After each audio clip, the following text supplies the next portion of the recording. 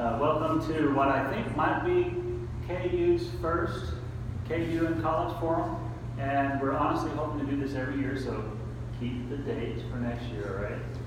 And it's an excellent opportunity for us to applaud your successes of not only graduating from KU, but also going off to college. And we're so proud of you and want to honor you tonight. And thank you so much for coming to share it and pay it forward, so to speak, in the lives of the KU students we have right now. Our desire is that they would be like you and see the opportunities that are ahead of them in life and already make plans now going to college, and then be thinking about where do I want to go to college, what is college like, and how do I get there. So thank you, ladies and gentlemen who came, students who came, and we're going to be asking them several questions, and they all kind of follow in several themes, and you'll catch them on very quickly. The idea is just for you to have an opportunity to learn from them and their experiences as having been a Klamath Union High School student, and how they went off to college, and how they're now reflecting back at what they gleaned from high school, and also how high school helped them in college, and also things they would like to have maybe even done things better in high school, what they were able to take on with them to college, and what things at college you're going to need to know and do.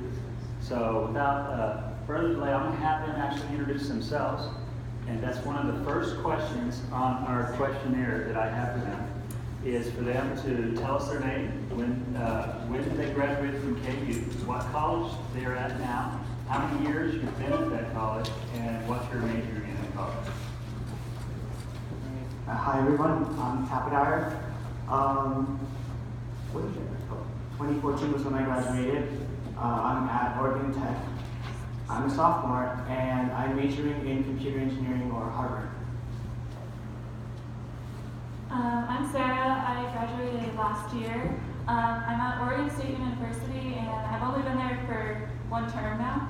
And I'm majoring in biology with an option of freak and history. I'm Mariana Zarasinski. I go to University of Oregon. I graduated last year. I've been at college for a term, and I'm majoring in psychology. My name is Emma. I go to Northwest Christian University in Eugene. I have been there for one term. I graduated from KU last year, and I am studying elementary education. My name is Emily. I graduated in 2013. I'm at OSU now. I've been there for 3 years, but I'm actually graduating this year, so a year early. And my major is human development and family sciences with an option in human services and a minor in Spanish. I'm Grazia. I go to the University of Oregon, and I graduated from here in 2013. Sorry, I just had a stroke. I'm having a little bit of trouble reading. It's not a joke. I'm an English major, and I'm minoring in creative writing, and I'm staying all 4 years. Hi, I'm Samantha, and I graduated from KU last year. I'm currently at Oregon State University, and I just finished my first term there, and I am a bioengineering major. So these questions just kind of flow into several themes. So I'm going to just start back on this side with question number 2. What components of high school helped you most for college? What study habits would you recommend a high school student develop now and later in college?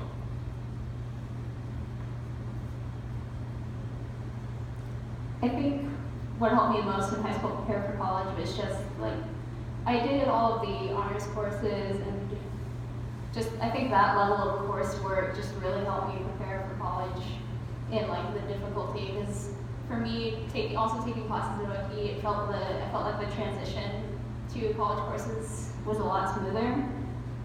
And as a study habit, I would recommend right now is having a set time for when you study. Because definitely in college, you've got a lot of friends who have different things going on. They say, hey, you want to come out and go to this event with me? And you know, it's nice to actually be able to do things like that instead of having to, you know, stay and study because you didn't study earlier. I don't know. I was not that good of a studier in high school, like at all. So when I went to college, like, I don't know, the first term was kind of like, whoa, this is really scary, and I have to like actually study, and like, still like, I'm probably not the best studier, but like, I go in and like, talk to my professors if I need to, and I think in college is like, I go to the library, which is a lot easier because in high school you have to study at home, and so I always go to the library now and like, just put my headphones on and like, have to study. So that's been really helpful for me, is like, having an actual study space that's not at home where you have a lot of distraction. I'll agree with Grazie on that. I wasn't a very good studier either. But now I've kind of figured it out. I realize that procrastination isn't a thing that you can do, especially when you have a 15-page paper due, 5 of them due at the same time. So you really need to learn to manage your time well. I definitely agree with everybody else. Definitely having a set study time really helps, and having a set area for you to study in, and making sure if it is in your room, you have a clean area, because you don't want to get distracted by all of the little things on your desk, like paper clips and binder clips. Those can become very entertaining when you're supposed to be writing paper. I think in high school it just like really wasn't that hard, for me at least, and you kind of just like have to, I don't think I really like studied how you have to in college, and so I agree with Grazia, like going there and then you have to kind of like make yourself go somewhere and really like figure out how to study, and yeah, having like a set time where like I have to do this from here to here really helped me. I'm going to do a little shout out to Miss Young, because your math class really helped me, and I wish I would have finished pre-calculus because it's really hard now. And I definitely wish I would have finished it. But also honors classes definitely help the transition as well. And then study habits is just kind of like, everyone tells you to like read the book and write notes down, but you just gotta find your own way to study. And like, I figured out like highlighting things and making like diagrams and like talking to the professors really helps helps me understand the material a lot better. I'm going to give another shout out to Miss Young. Miss Young, your calc class was the hardest calculus class I've ever taken. But as for study habits, I would say probably making a timetable and sticking to the timetable. Me personally, I procrastinated a lot in high school. I still procrastinate in college. And also one more habit would be to form study groups. Study groups actually help a lot, especially when it's like time for finals or midterms. They really help a lot. Excellent, thank you. The next question we have for you is, what is the difference in the way college professors leave the responsibility of coursework up to you as versus high school expectations for coursework?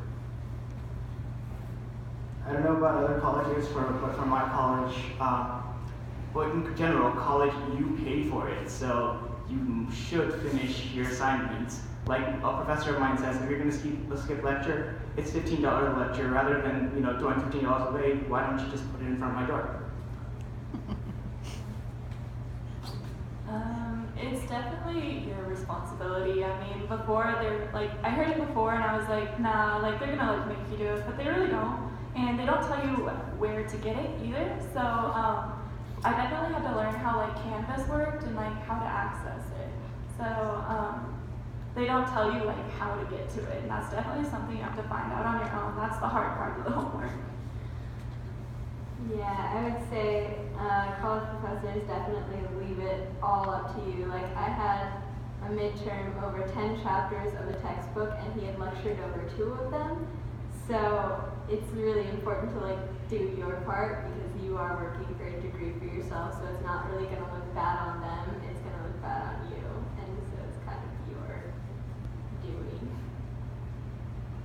At NCU, the teachers, they have a website called Beacon Learning where they post all of your assignments, and so they'll tell you the due date and say, go find it. And if you don't find it until the night before and it's like a 5-page paper, you're definitely gonna hurt yourself, and you get 3 freebies for missing class.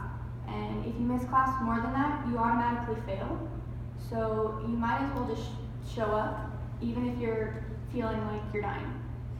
it's definitely better to show up and not miss those 3 class periods. In high school, I had a few teachers who would print us out little papers with all of the missing assignments that you used to have. And that was helpful then, but now they definitely don't do that for you. I mean, if you miss your assignment, it definitely drops your grade a lot, and so that's something that you need to be responsible for. Yeah, professors literally don't care how you do in their class. Like, they don't care. Like, they're gonna get paid anyway. It's not that big of a deal to them. But I would say that if you just go in and talk to them, they do really appreciate it. Like, they have office hours all the time. You can go in and talk to them and be like, hey, this is really hard, and they'll help you. Like, most people don't do that. Like, it's not an automatic hey, but they're definitely more interested in you. And if you get to know your professor, then they're gonna want to help you way more. Yeah, I would definitely say it's on you to really do all of your work, especially when you're just one person in a lecture hall with 300 other people. Professor's really not gonna get down on each person individually. But there are a ton of people who are willing to help you, whether that be the professor themselves or just some grad students who volunteer to help out undergrad students. There's always just someone you can ask if you need help. Excellent answers. Thank you very much. Our next question is one of those quick ones. It will be just a quick response. What was the best thing about going to college and the worst? I'm gonna start with the worst thing was that I didn't really know a lot of people, especially because there are some people from KU who go to Oregon State, but none of them are really in my major, and I don't see them all the time. So it was kind of hard to go out and find some new friends. But then I feel like when I did go out and meet some people that I really connected with, they're really kind of just my new best friends right now, and I've really had just some great experiences already with them. For me, it was different. I was the best thing was meeting everyone new and not being in high school anymore because, I don't know, you probably understand. But the worst thing for me was, I don't know, I really liked college. There hasn't really been a bad part for me. I guess it's the amount of, I really don't know, just go to, it's so fun. That's it. The best thing for me has been the amount of individual responsibility I've been able to take on. I've really been mature in that aspect, and I enjoy that. I think the worst part was leaving my family. I got pretty lonely, even though I did have friends. But I got myself a cat, and that's helped a lot. The best part for me would have to be meeting people that had the same interests as me, such as elementary students. There are so many people that are at NCU for that major specifically, and that's really awesome. The worst part was probably moving away and not having your mom there when you really just needed to talk because she was 3 hours away. But the people in my hall really help each other with that kind of stuff, and getting a fish really helped. I talked to them a lot. I think the best part for me was meeting so many people that see the world the same way that I do, and I think with U of O it's just kind of a very liberal aspect, and it was really cool to meet so many people that thought the same way that I do. And the worst part was kind of feeling like you never really belong in either place that you've lived, because you miss people from home when you're at college, and then you miss people from college when you're at home, and so it's it takes a couple of years, I think, to really make it your home there. But yeah, I think it's going on so far. The best thing, meeting new people in freedom's really great, but I think one of the better things is just being able to take steps forward to what I want to be, because I feel like I'm just that much closer to kind of my goals that I've had for a long time. And then the worst, probably just I didn't realize how much work it would be, and then how far it would be from people I care about. For me, the best part was probably going and meeting new people, making new friends, enjoying the freedom, and actually taking charge of my own life. The worst part was the one thing every college student hates every term, and that is dead week.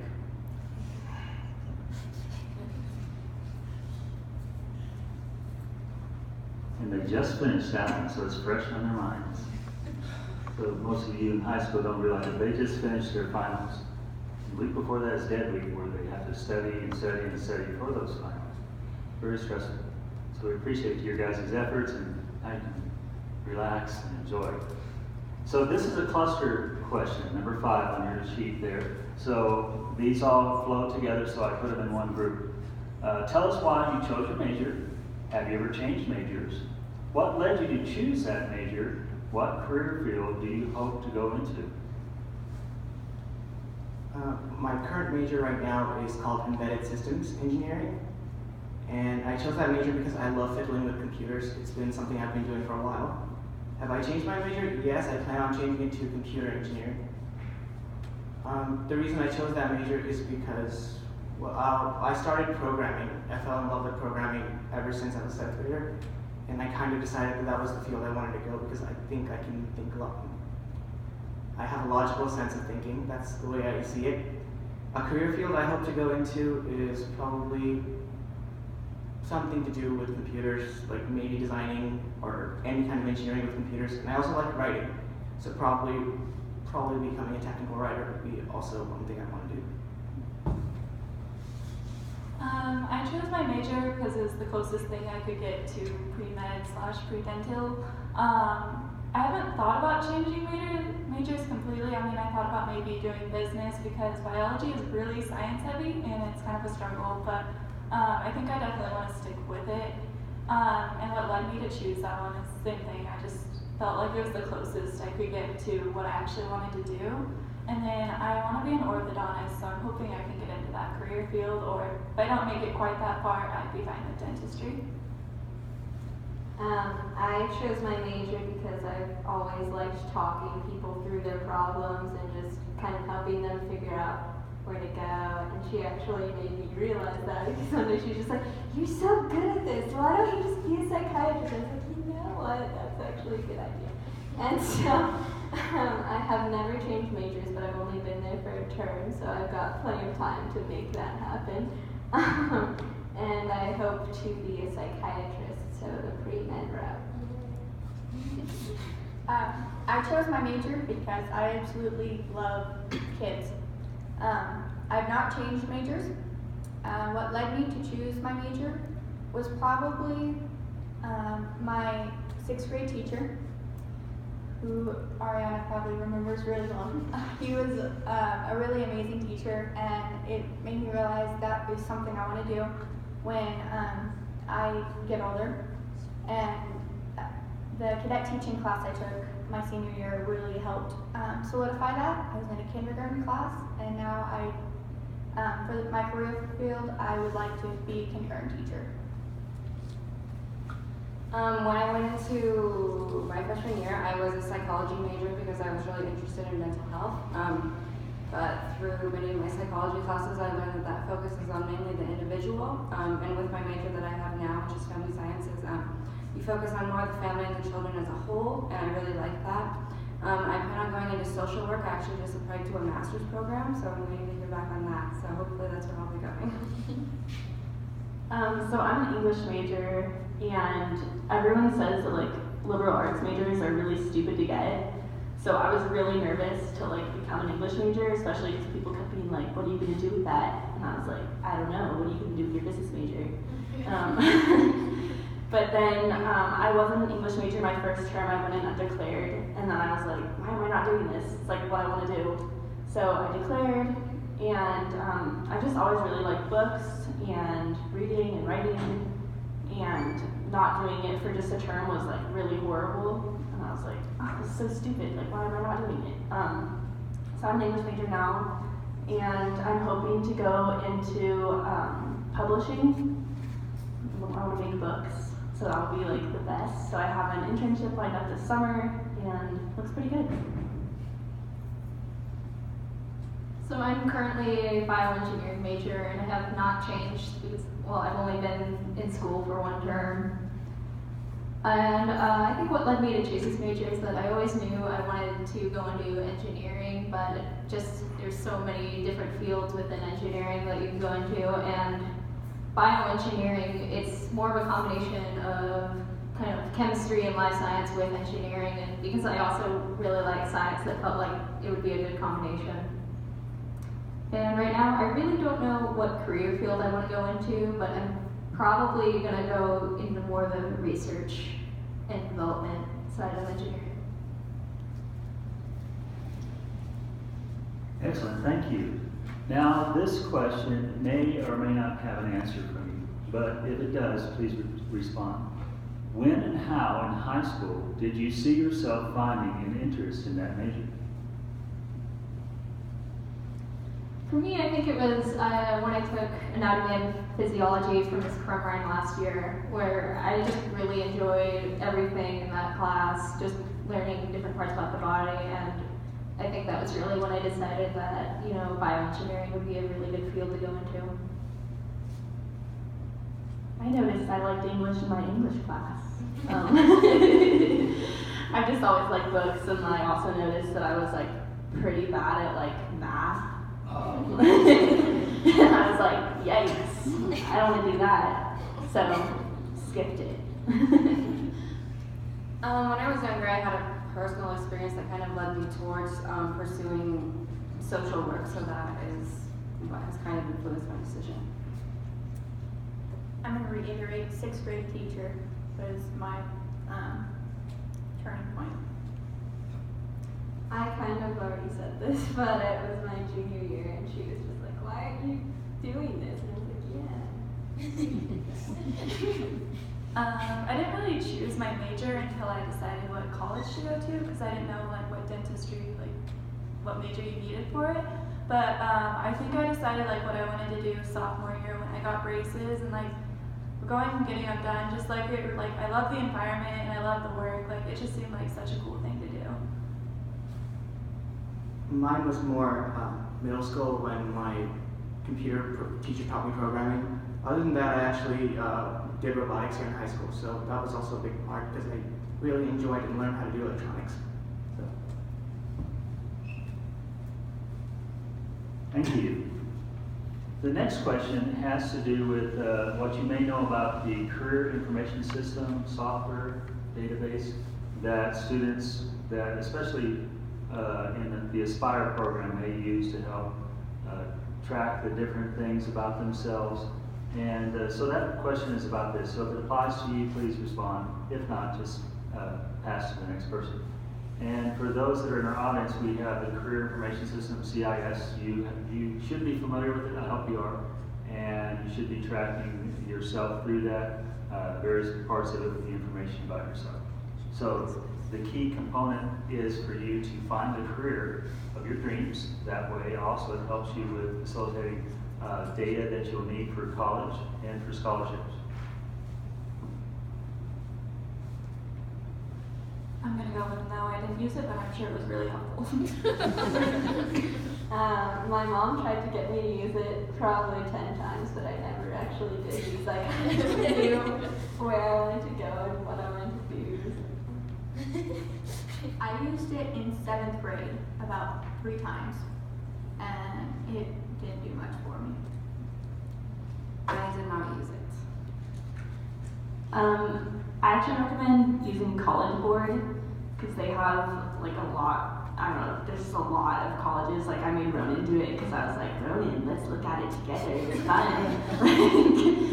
You can just like search like what kind of college you want and like a bunch of stuff, like super recommend. I still like to go on there and just be like, ooh, I wonder what college is like here. I also did not use the CIS, but there are a lot of other resources online, especially just like looking at different colleges and being able to compare colleges. There are a lot. I used a couple of online resources when I was looking for colleges.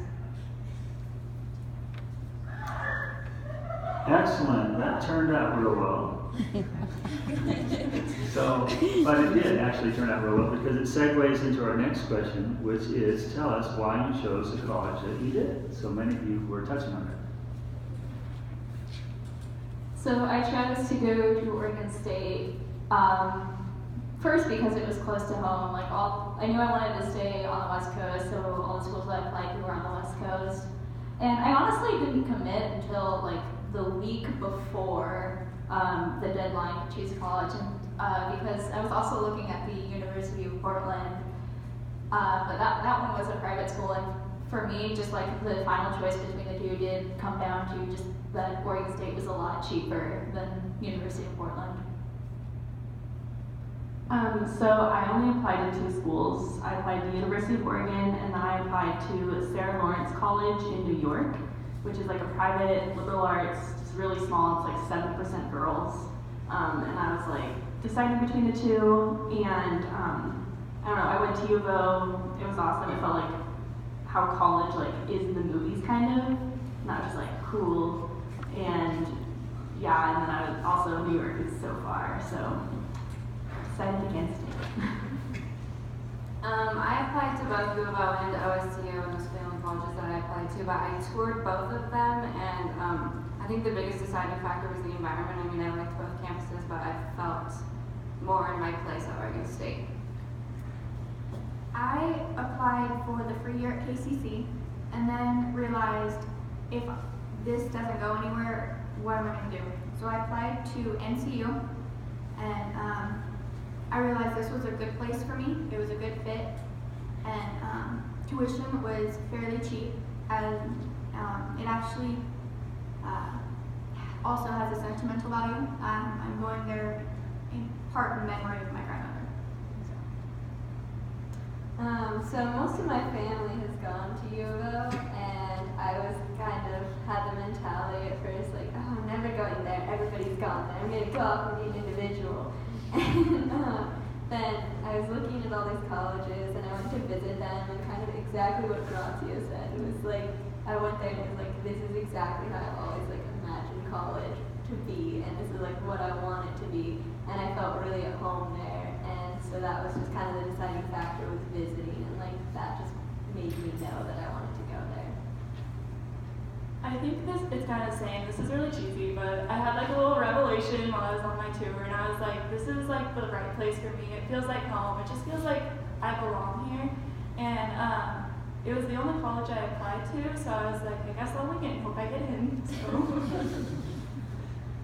I chose Oregon Tech mostly because of the fact that a lot of my scholarships are still paying for most of my tuition, and also small class sizes, and it's a more practical approach to engineering, which I kind of preferred over other colleges. There's a component of picking a college. If you want to be an engineer, you probably should go to a school that teaches engineering. So I don't know if people think that through at this point in high school, but it is one of those things you bump into, right? So I have the next 4 questions for you. I'm going to package together, okay? And it ties in with your answers, so that's why I'm doing this. Did you visit several colleges before you decided? Did you visit colleges first and take a tour of the college you were at and meet the professors?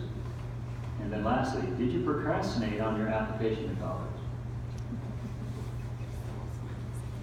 I did not tour any colleges, and yes, I did procrastinate on my applications. I did a volleyball camp at U of O, and we stayed in the dorms for about a week, and I just couldn't see myself there, so I knew it just wasn't the one for me. But I did visit it, and then I also visited OSU, and I toured it 2 or 3 times actually, just to make sure I wanted to. But I didn't meet any of the professors, and then I definitely procrastinated. It was it's kind of my middle name. I visited Portland State University and Lewis and Clark College and U of O, but I did visit U of O multiple times before I did have that kind of revelation feeling. And so I think if you're really thinking about it, it can be worth it to visit more than once. And I didn't meet the professors. I procrastinated on applications as much as you can for like early admission because I knew I wanted to go there, but I was doing it on Halloween night because it was due November 1st. I did not visit a lot of colleges. I did visit NCU during one of their preview days. And I did get to meet a couple of the professors there. And I didn't procrastinate on my applications, more on my financial aid award, on accepting it and deciding that is exactly where I wanted to go. I toured OSU, U of O, Western, and Southern. And I guess I didn't really take them as seriously as I should have because I kind of knew where I wanted to go between U of O and OSU. I didn't procrastinate. I'm not really a person to procrastinate. I got my applications in as early as possible, and I think that really helped me because when you apply to certain colleges, they give you scholarships based on your early admission, and so I got a few of those, and that's really helped me. I started visiting colleges, I don't know, like sophomore year of high school. I was really serious about it just because, it's great, but I want to leave. So I started visiting places really early, and so that's why I only applied to 2 schools because I'd already visited, I knew where I wanted to go, and I did not procrastinate whatsoever. I think I actually at some point ended up visiting every college that I applied to. It wasn't necessarily like, ooh, let's plan this huge road trip and go visit all these colleges. It was just kind of, well, we're in the area and the school's close by, we might as well like stop for an hour and take a tour real quick. And so that was just kind of how I ended up visiting most of my colleges. And for those parts, it was mostly just a tour of campus. I didn't really meet any professors. And yes, I procrastinated on college applications. I think when I actually applied to Oregon State, I applied like a week before the early decision deadline. And it somehow still worked out for me, but that doesn't mean you guys should procrastinate. And thank you, Emily, because you helped me segue into the next question. And it is important when you apply to a college to be thinking ahead so you apply early enough that you can tag into those scholarships that one individual college is offering for the next year. So that takes us to the next question. How did you handle the finances of getting into college? What was filling out your FAFSA like? And did you receive any Pell Grants?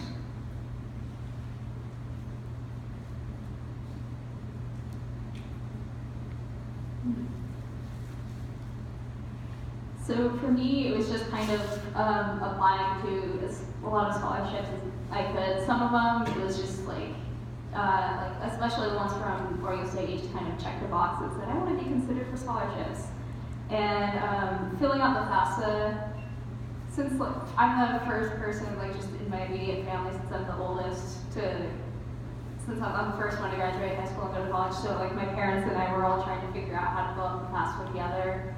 So it was a little bit of a struggle, but we eventually got it figured out, and I did not receive any Pell Grants. So my finances, my parents are paying for most of it, but I really wanted to obviously contribute because that's cool.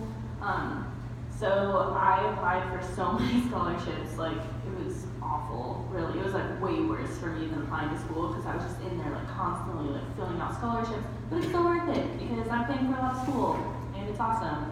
And also just apply for scholarships that you didn't even know that you were able to get because I applied for Grow West and I was like, there's no way, and I got it. So, and then I don't have a Pell Grant. I had a job all throughout high school, and so I've always been saving up money through that. My mom helped me fill out my FAFSA a lot. Every January 1st, we sit there and do it together. And I make sure that I get it in the first day because they give the most money out. It's first come, first served. So I know all these answers. I work in the scholarship office. And then I did receive Pell Grants. For the finances, I got a lot of scholarships. I only applied to 2 or 3 of them, and those ones I did get. And then the school also offered me scholarships and they offered me a Pell Grant, so I have one of those. And filling out the FAFSA, it was fairly easy. My mom and I went through it in like 30 minutes, I think. So it wasn't overly difficult. I applied for a crazy amount of scholarships, like all the time, constantly. I was in the red room and like looking to see if there was new scholarships, and I got enough to basically pay for all of my college, except for like small amounts, so it was definitely worth it. And filling out the FAFSA is, I think if you have like all of your stuff ready to go, and you kind of like maybe going to the Aspire people and like ask them what you're gonna need, because like if you have everything ready to go, I think it's fairly painless. It's just like if you're going through it and you're like, oh, I didn't know I needed that, and like, kind of. But yeah, we do it on New Year's Eve every year. And I did receive Pell Grants. I have a lot of contributions going towards my college. My dad's a veteran and he's 100% disabled, so I have a tuition waiver for that, so my tuition's paid for. And then I also get a stipend every month for money. And then I figured out that I could get the rest of it paid for with scholarships and the FAFSA. The FAFSA was kind of hard for me to fill out because I was the first one in my family to go to college and like fill that out. So we didn't really know what to put, and I also had a job, so like I didn't know how to put in like what taxes I would be doing. So it's definitely a struggle there, and I did not receive any Pell Grants. As for me for college, I applied for a lot of scholarships. I got a few of them, and that's kind of how I'm paying for college right now. As for FAFSA, it was a struggle because I am the first person in my family who actually applied for federal aid to college. So it was a struggle to get everything right. Pell Grants, I did not receive any Pell Grants. So everybody knows FAFSA, free application for federal student aid. In that, the government also has a Pell Grant. The grant is money that you get, you never have to repay. It's free money for you to go to school. And it's like capped, you have a capped amount, $5,775 a year, but that's a lot of money. So it's based upon you filling out the FAFSA in a timely manner, and then your school disperses that amount of money, so they have the Pell Grants that they can disperse. If you drag your feet on filling out your FAFSA, then you may not get a Pell Grant, even though you could have possibly gotten one, because the money, it has so much money and it's gone, according to whatever university. So it's real important that you fill out your FAFSA with your senior. So January 1st, you get started. And the reason I'm putting this plug in is because January 1st can make all the ducks fit in a row. Aspire is there to help you. That's what we want to do. We want to help you go through those steps and fill out that application like you need to correctly. You and your parents, helping your parents also, because it is a scary thing the first time you do it. But every year at college, you have to do it. You cannot get student aid if you do not. In most colleges, they'll say you will not be accepted if you don't fill out the FAFSA. So you have to do it, so you might as well do it. Yes? So before you file your FAFSA, you have to have an FSA ID number. It takes a few days to get those. If you don't have that, you cannot apply. Yeah, FSA, Federal Student Aid. So that's something they started implementing here the last few years, right? This year. This year. It's a new number, so if you have a PIN, a FAFSA PIN, you have to switch it over before New Year's. Does your parent have to do it too? Yes. Yeah, they made it user friendly, right? Yeah, right. So that's why we emphasize the FAFSA, and so we're kind of going into a segue of questions here that have to do with these things that you need to do to get into school with the financial student aid, and also to get those Pell Grants and the monies that you very well could have right in your lap if you just fill the thing out. I mean, it's right there. And then also, the next one has to do with OSAD, which is by the state of Oregon. The state of Oregon gives out like millions and millions and millions of dollars every year to students going to college. So we have the OSAD application every year. So I'm going to ask our panel this next question. I'm skipping one question because they very adequately already answered it within the context of what they said just a minute ago. But the next question, did you fill out your OSAD application when a senior at KU? And each year now that you've been in college, did you get any of the over 500 scholarships offered through OSAD? If so, tell us about that. I did fill out the OSAC application when I was a senior here in KU, and also I did it at the end of my freshman year, but I haven't received any scholarships to OSAC yet, so hoping for it. I started the application, but I didn't finish it. I got really stressed, and I ended up missing the due date. But I'll definitely try applying for it this year because I think it would help a lot. I did fill out the OSAC application when I was a senior, and I'm doing it again right now.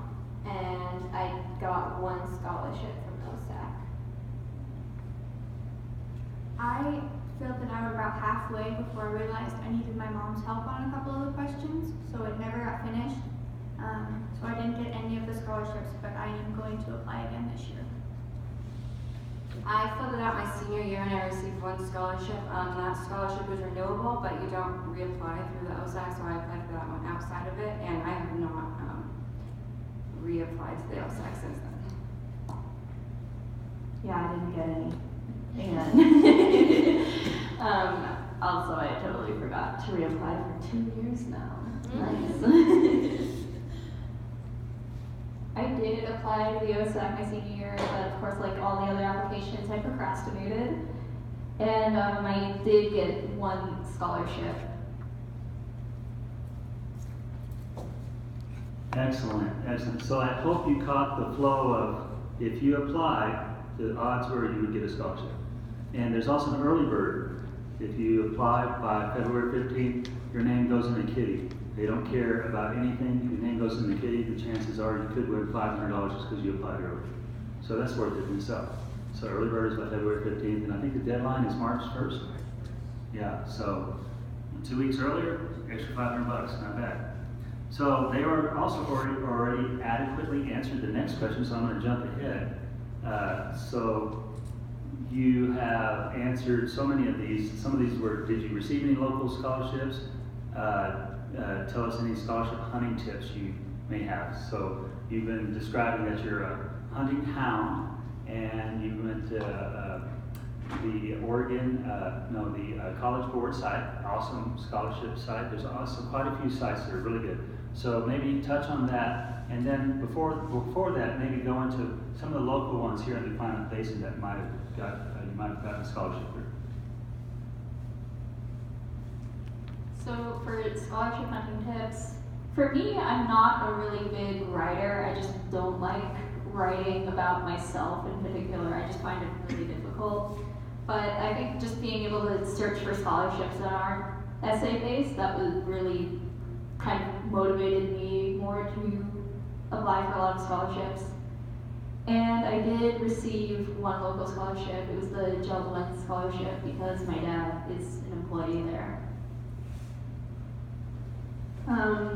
I just applied to like all of them. It was so horrible. It was just like a lot. And my mom kept being, she was like inspired. She'd be like, here, another. And I'm like, no. But I reused essays because a lot of them have the same questions. So just like use the essay again because they ask like the same stuff and it's like, find more interesting questions. But yeah, I just like kept writing them, and again, it was super worth it. Just do it. I suffered, but I'm happy now. So yeah. I received the Marl West Scholarship, and then I also received another one that I can't remember the name of. That was through the city schools. And then for a scholarship hunting tip, there's 3 different ways that students can get scholarships that they mainly look for. And the first is through the nation. There's a lot of scholarships offered by big companies that if you write an essay, you're entered into the scholarship, into maybe getting it, and your odds aren't very good, but it's worth applying to some of those if you have the time to. Also, when you apply to schools, you can get merit scholarships, so based off of your GPA. And then finally, through departmental scholarships, so if you choose your major, there's a lot of departments that will give you scholarships just for choosing that. Local scholarship that I got was the William and Fennell, I believe it's called. It's for education and criminal justice majors. That was a $500 scholarship, which is helping me out. and that was the only local one that I won. And hunting tips, apply to any scholarships that you can, because even if you don't think you'll get it, there's still that possibility that you'll get it. I applied to a whole bunch and only got the one, unfortunately, but I'm going to try again this year. So, I got about 4 local scholarships, and they are basically paying for my college, so that's good. I got those by just going into the Red Room, and I would check all the folders that they had up there, and I would just pick out ones that applied to me, and I checked it all the time just to see if there's new ones, because they always get new ones in. And I think my saving grace in applying for scholarships was just I had like a folder, and I just asked the registrar for like 10 transcripts, and then I printed off like 10 of my SAT scores and like just 10 of everything that I would possibly need. And I wrote like one essay, and I would put like a different paragraph in for any specific questions they asked, and you just change that around, and then you just like have also recommendation letters just ready to go. Like, so then it would take me probably like 30 minutes to put together a scholarship application.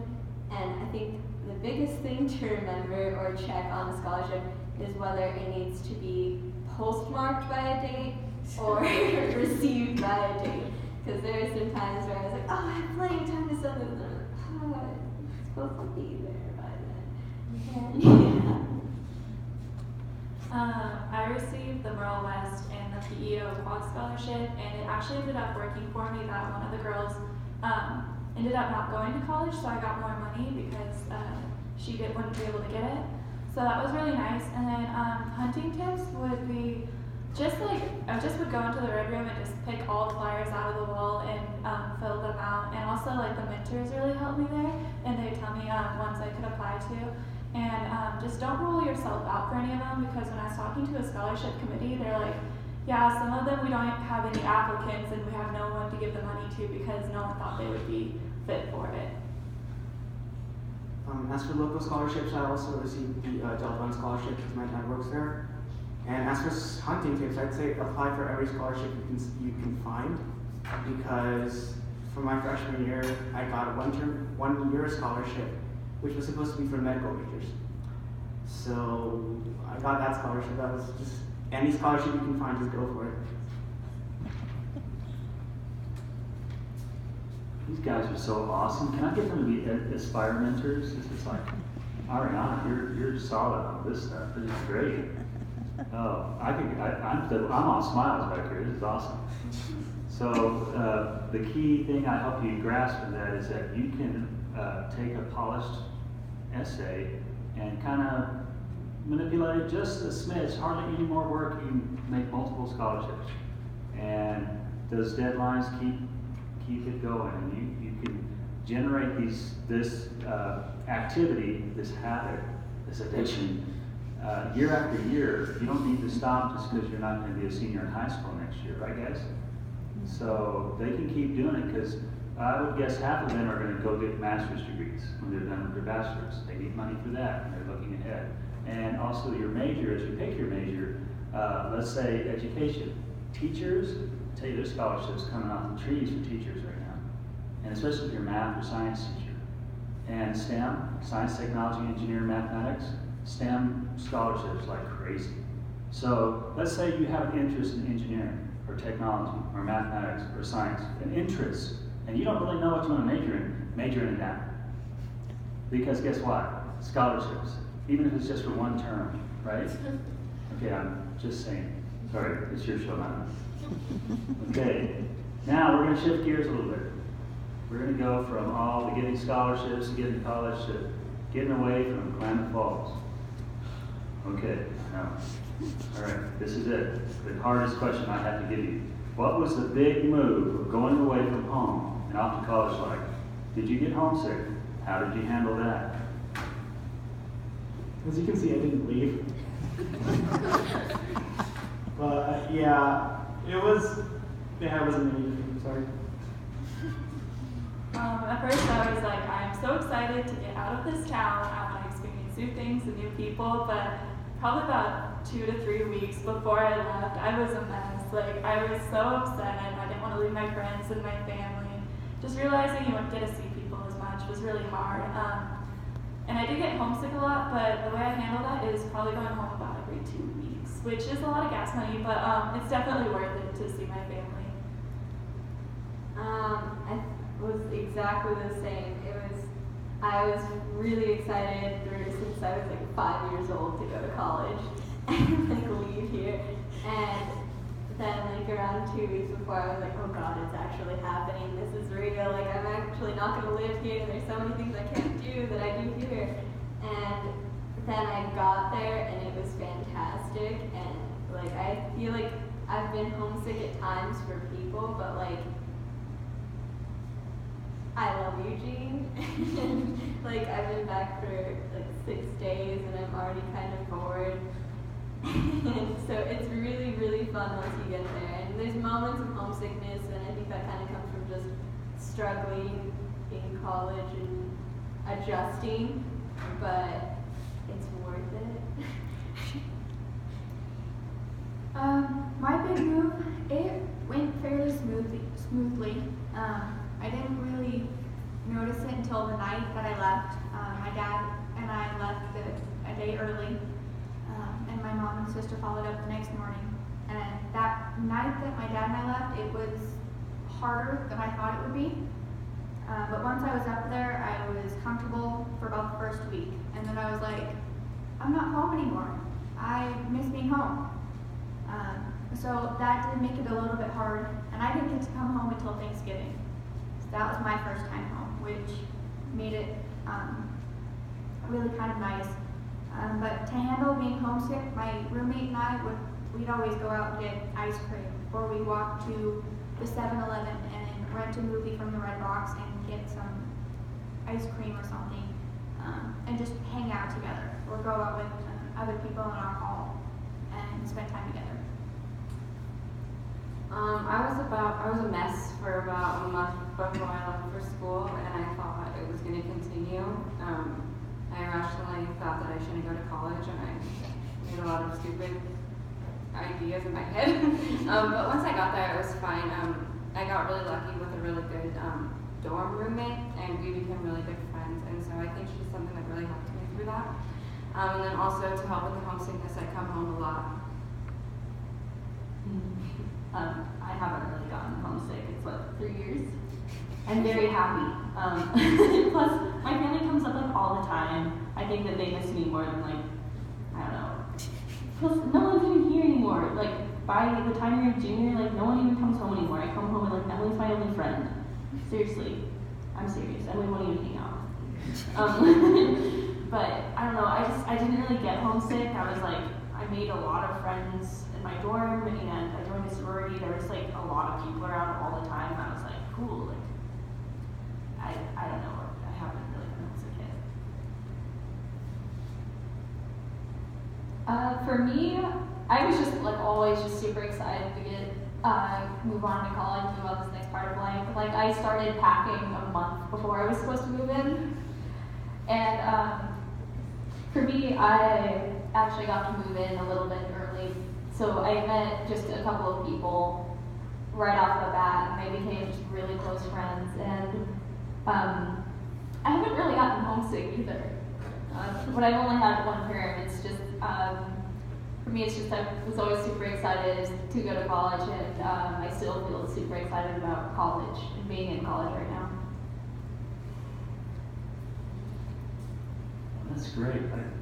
I can relate to quite a few of you. When my oldest daughter went on to OSU, I was a basket case.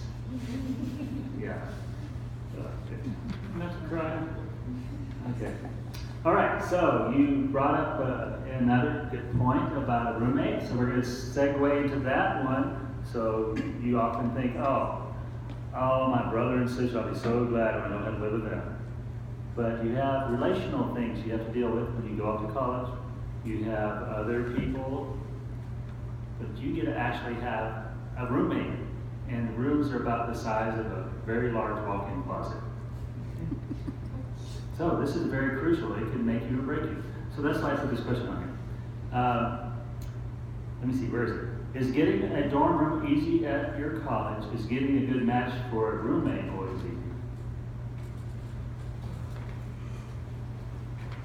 So, at least at OSU, it is required that you live on campus your first year. So I am currently living in a dorm when I'm on campus. And getting a dorm room, it's kind of the way it's set up. It's just that like the earlier you apply for housing, the earlier you get to choose your room. And so if you apply early, it's just really easy to get a room. And for getting a roommate, they do have like a small profile where you can fill out some information about yourself. Like, I consider myself a really messy person or a really tidy person, and like just things like that. So then you can go in and search people who are kind of similar like that with you, and that's what I did. And I ended up getting a really good roommate. We get along really well. So getting a dorm room is pretty easy, although most people live in the dorms. I have the worst dorm, where I did when I was a freshman, but I still had a really good time. I would say we had like the friendliest hall, and I roomed with my best friend who went to Henley. It was really easy. That was probably one of the reasons I didn't get that homesick, is because we would just like hang out, and it felt kind of like I was home.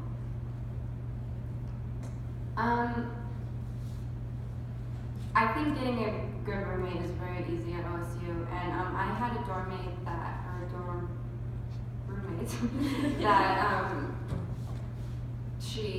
I don't know, she supported me in everything I did, and I'm really thankful for that, and we're still really good friends today.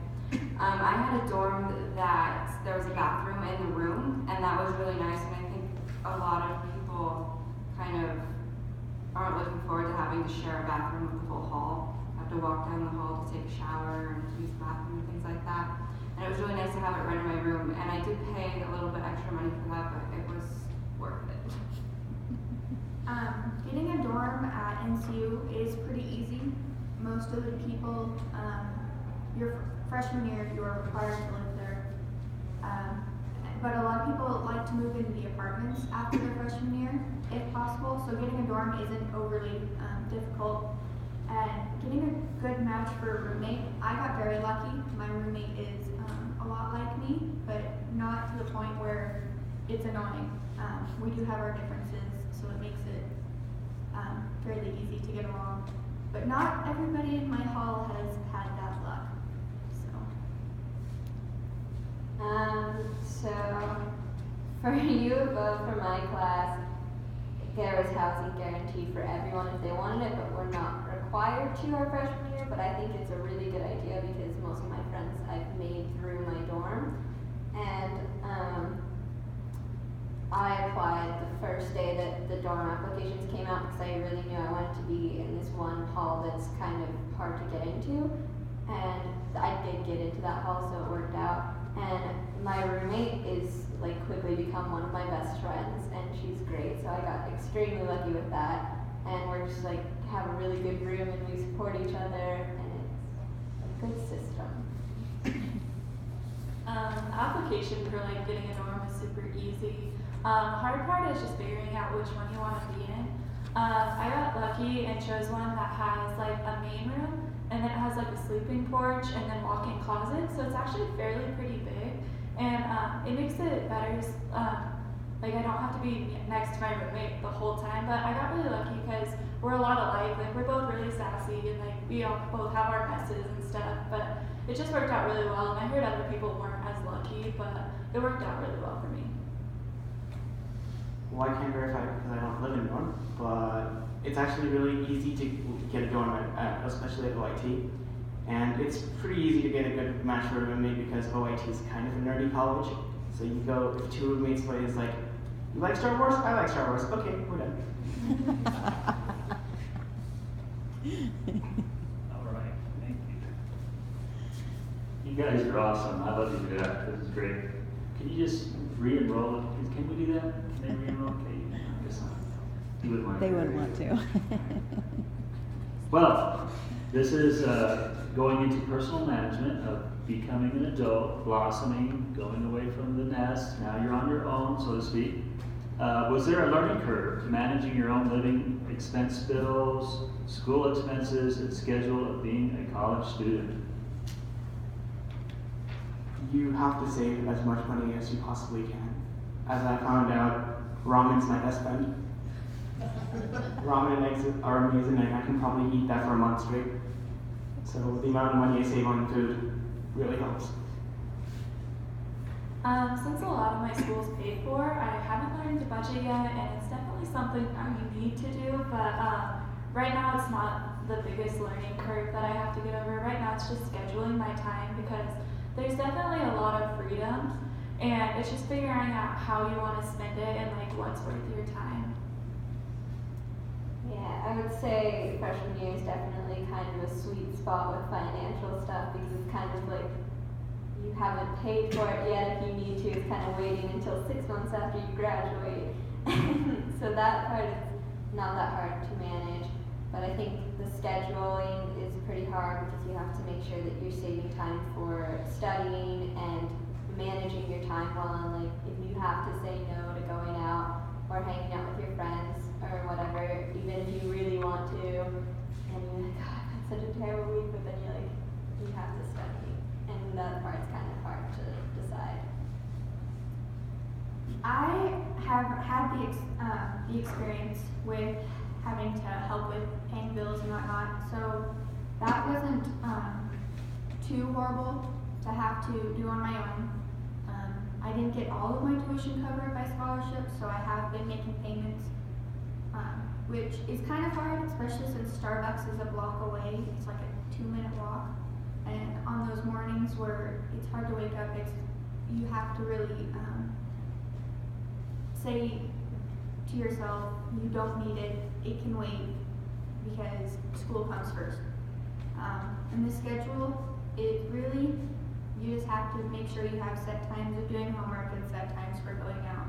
Because if you don't, you will go out and spend all of your money that you're supposed to be using for your tuition. I'll agree with everything she just said. I had a pretty easy time figuring out the finances, but I have quite a coffee addiction, and so I always stop by at the coffee shop in the morning, and I need to learn to not do that still. And also setting a routine. I have a routine for how I study and what I do and when I go to work, and that's very helpful. Well, I lived in the dorms the first year, which is super easy. I didn't have to worry about anything. And then last year I lived in a sorority, which is like somehow easier. And then this year I moved into a house, and it was like, whoa, I have to pay for things, and it's horrible. So I got a job. So now I can like go out and like I pretty much have enough money to like do whatever I want. Like I recommend not getting a job actually like freshman year, because you want to like do stuff your freshman year and like have fun, but it's definitely something that I needed to do like now. And I guess my scheduling, like I'm just not that good at it, but I don't know, you have to like set a time. I do it probably, I'm an English major, so I write essays, and it's not like I have to study stuff, so I'll like write my essays on the weekends and like call it good, really. So yeah, since I'm living in a dorm right now, and just the financial side of things is really easy. I just hand a guy my ID card, and he scans it, and I get food.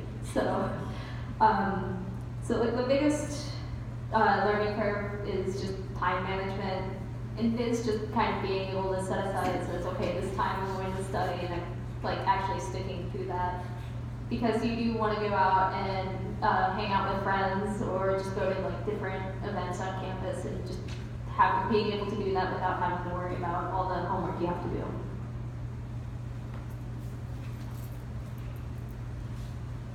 Thank you. And we're getting toward the end of our questions, but there are some real good ones here. Of course, getting involved on campus is a crucial thing for you socially, as well as for you growing as an individual and as a student. So are there social activities and clubs, organizations at college that you're a part of that helped you to get involved? So for me, just like the first week that I was on campus, I went to it's called the Newman Center, which is it's a Catholic ministry on campus. And so I went there and I met a couple of people, and they invited me to this retreat that they were having in a few weeks. And I ended up going on that retreat, and it was mostly just other freshmen there who were just going to college for the first term. And that's kind of really where I met most of my friends. And we do a lot of just other activities together, just like we go eat meals together once in a while. And just being part of that group really introduced me to a lot of new people. So I'm in a sorority, which has been really nice because it's like, I don't know, there's 200 of us, but it's really cool because I like know 200 people immediately and like they like me most of the time. So we hang out, and then that involves like a lot of other stuff. So like joining a sorority is definitely not for everyone. Don't recommend it to everyone. But it's been really good for me because there's like a ton of other opportunities inside of it, like volunteering and like, I don't know, I lived in the house, which was great. I mean, like I didn't have to cook all year. Yeah, that's been mostly like my big thing is like the sorority. I live with 2 other girls in the sorority. It's been like a really big part, but yeah. I joined a sorority my freshman year, and it was not for me. So I'll take the side of not liking that. And then also I studied abroad in Chile my sophomore year, and through that I made a lot of really good friends. And then through that I also became a part of a mentor program for students that are there now. So I like to live vicariously through them, I guess you could say. And then also I'm a part of the Spanish club and then the club for my major, and that has helped me meet a lot of people. My first week at NCU, we had fish groups, which were just groups of freshmen and transfer students. And we did activities together to get used to the campus and used to everybody around us, which really helped me to become used to being away from home. And some of the activities they do, they have a beacon night every Friday night where the school gets together and we go out and do activities. Or our last one was it was a Back to the Future breakfast night. And so they showed the second Back to the Future movie and we had breakfast. So I'm not really involved in anything, so I met most of my friends through my dorm, because I wasn't really drawn to anything, and I was like, I'm just gonna wait until something really kind of calls to me. The first week I got there, I was like, I got to join everything here. But I definitely didn't because I don't have time for that. But I joined a Christian organization group, and sometimes we do things together and we'll like walk to church together on Sundays. And then there's also a pre-dental club, which is also really nice because everyone's doing the same thing and they tell you everything you like need to do to get into dental school. And they're really supportive, and they have a class for it that we also can all join. And then I also joined an adventure club, but I haven't heard anything from them. And then another one I was wanting to get involved in is called Impact, and it's a group where you are paired up with a disabled child and you just kind of spend time with them and do activities. And I think that'd be another great way to find people that are interested in what I like to do and that are like me. When I joined Oregon Tech, I actually went into a lot of clubs. I started off as a part of Oregon Tech Engineers Club, which is basically a lot of people in different engineering majors come about, and we just made electronics, and on one occasion we built a rocket, which apparently violated some kind of airspace. So I'm not going to go into that one. Other than that, I am part of Oregon Tech Broadcasting. We shoot videos and we post them on YouTube all the time. And last spring term, I joined a fraternity, and it was fun getting to know the 50 brothers who actually cared about me more than the other people. So yeah, it's been pretty fun. I knew you looked familiar. All right, we're getting our questions down to wrapping them up. I had already explained to you that there'd be a section that we would jump over. We're jumping. So we're going to go to the last two questions. We're going to combine those together. What advice would you give our juniors and seniors? And what do you wish you'd known before? For juniors and seniors, I would say please have proper time management skills. If you do not understand anything that's being taught, please go talk to the teacher. And also, probably, that's about it. Completely. Something I wish I'd known was, the same thing. Do not procrastinate in college, especially once you hit your gateway classes. Do not procrastinate at all in college. That would be the only one I'd give. Advice I give is get your money situation figured out as fast as possible so you know what you can do. And then also just like, you need to be able to talk to the teachers, so don't be afraid or shy to talk to them. I mean, most of them are very willing to talk to you and help you.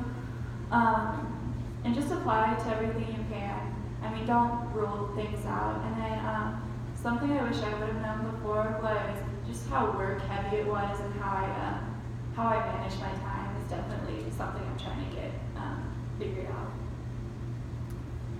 So I would say try to develop a study schedule now so that you kind of just get used to forcing yourself to actually put time into your work, even if you don't necessarily need it, just to like develop some skills that really work for you and know your learning style.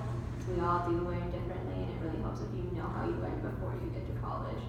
And what I wish I'd known before is probably like how much work it would be, like the workload, and how much time I would need to devote to that. And also going into office hours and stuff. If you go to OIT, like definitely try to do that so that you can figure out how that works before you get to college. Something I wish I had known is probably whether or not, oh, I just had this one. Something I wish I had known is exactly how much time you're spending in the classroom and how much time you need to spend outside of the classroom in order to get all of your work done on time. And I definitely would tell you guys, talk to your teachers if you need help. They're there. Even if they're not there on campus, email them and they'll get back to you as soon as they can because they are there for you guys. And definitely get your financial aid in order because if you're not sure how you're paying for school, then that can be kind of messy when you finally get there. I would advise students to understand the policies that go along with your college. For example, a full-time student is considered at 12 credits, but to graduate in 4 years, you need to be taking 15. So a lot of students take only 12, and then they end up graduating in 5 years, and that is, I wouldn't want to do that. And then I wish I would have known how much professors are willing to work with you if you go to their office hours or email or anything like that, because they really are there for your best interest. My advice to juniors and seniors is that high school doesn't matter that much. And there's like way better stuff afterwards, so like don't stress out that much. And I guess what I wish I'd known before is just like probably study habits, although like they really have not gotten that much better.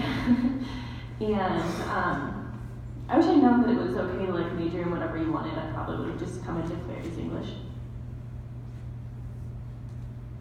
So the advice I give to juniors and seniors is that you should go out and like try new things. Even if you don't think you're gonna like it, just kind of maybe just try it one time, and then if you don't like it after that, you don't have to keep doing it. But I think it's a really good way to help you find something that you might be interested in that you never imagined yourself doing.